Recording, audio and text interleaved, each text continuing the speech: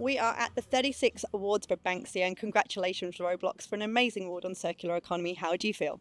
We're thrilled. We're absolutely thrilled. They are completely over the moon. It came as a complete surprise. So yeah, thank you to everybody.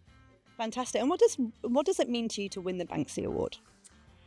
The recognition from the Banksy award is really important to us. It's such an esteemed award. So we're trying to do something that's never been done before, and we've built a technology and a business that hasn't existed, and so and it's really hard. So to have the recognition from the good people at Banksia, it means a lot. Fantastic. And anything else you'd like to add? I think also the recognition of all of our clients and our customers that are also doing great work. They're actually on this journey with us to recycle as much textile waste as possible here in Australia.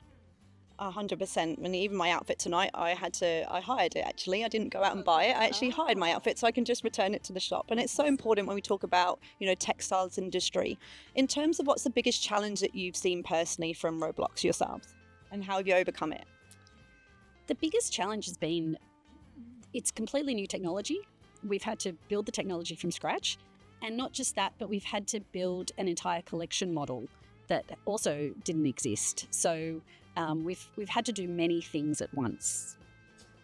And the complexity of textiles. So if you were to look at your own clothing in your wardrobe, you actually analyse the different fibre types, and we focus on the most used fibres in the world, so the hardest to recycle of cotton and polyester. And so a lot of the organisations we work with have large textile solutions that they need for end-of-life textiles, and that's around uniforms. So we focus in that space with uniforms, with banners, advertising banners, lots of different textiles from different industries, as well as fashion brands we're now starting to work with. Amazing, ladies. Great work that you do at Robloxers. And in terms of then, we talk about metrics and how we measure things. How are you actually measuring within your own organisation? One of the most simple ways we measure is the amount of kilos that we collect that are diverted from landfill. I guess that's the best way that we can measure what we do, the most straightforward way. Do you have anything to add to? I don't think I do have anything to add to that one. That's exactly what it is. It's by the volume of textiles that we're collecting from our customers. And often they don't realise actually the kind of volume that they're producing themselves. So it's not until we do these large take-backs with these organisations that we realise that the tons, hundreds of tons of textiles that we're diverting from landfill. Fantastic. And I don't know if you have the statistics or anything that you can share with us. I'm putting you on the spot here. I appreciate that. Well, we have the capacity to accept 10,000 tonnes a year of textile waste. So, yeah, we're doing quite a lot. Wow, that is so impressive. And in terms of then where's next? Where's next for Roblox going forwards? What does the future like for yourselves? World domination.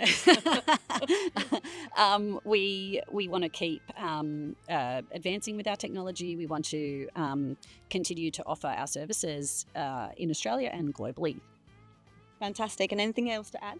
I think for us as well, it's a lot to do with helping and supporting organisations to design waste out of what they do. So we actually work up front as well with circular design as well, so helping them to eliminate waste so that the next time we receive their textiles, it can go straight into the process and we can capture as much of that resource. Fantastic. And it's such a prevalent topic today, especially with the likes of some companies out there where I call it landfill fashion, where we're just literally something's cheap and we're throwing it away. In terms of then, what would be a piece of advice that you'd give to anyone who wants to follow in your footsteps in terms of how do we make a difference? What would be the one piece of advice that you'd like to give? Well, the challenge is so huge that we need as many people working on this as possible. And the advice I would give is just start. Thank you so much. And for yourself, outside of just start? Exactly that. It is just start. Yeah. Start small and then grow from there. Yeah. Thank you so much. And in terms of then from a consumer point of view, how would you see the consumer behaviour playing out? Because obviously, things are cheap, people are doing it tough. What piece of advice would you give to a consumer watching right now in terms of how do I not send so much to landfill? How long have you got? Oh, there's so much we could say. I think just start with being more of a conscious consumer. Yeah. Think about what you buy. Think about the fibres that you're buying. Do you really need that garment? Just start there.